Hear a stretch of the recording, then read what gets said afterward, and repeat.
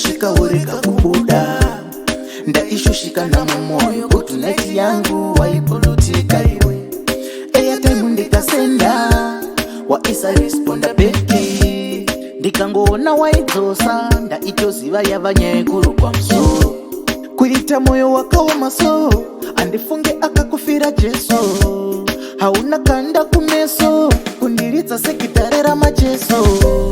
Ndiri boyfriend of the year, the most understanding guy. Pakategori boyfriend of the year, the most understanding guy. Ndiri boyfriend of the year, the most understanding guy. Nomini winner pa boyfriend of the year, the most understanding guy. Problem ndino understanda, iwe unobva wandi overspenda, kundidaha undide unopuritenда, murudo ndini ndenge ndichisapurimenda.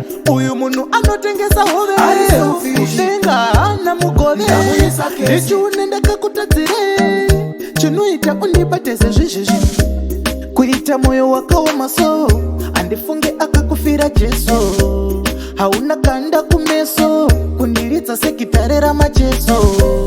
Ndiri boyfriend of the year, the most understanding guy. Pakategori boyfriend of the year, the most understanding guy. Ndiri boyfriend of the year, the most understanding guy. Nomini winner pa boyfriend of the year, the most understanding guy.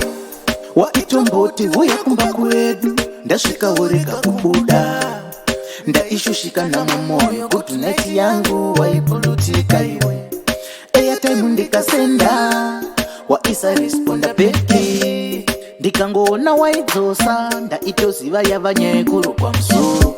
Kuita moyo wakaoma so andifunge akakufira Jesu, hauna kanda kumeso kundiridza sekitare ramajeso.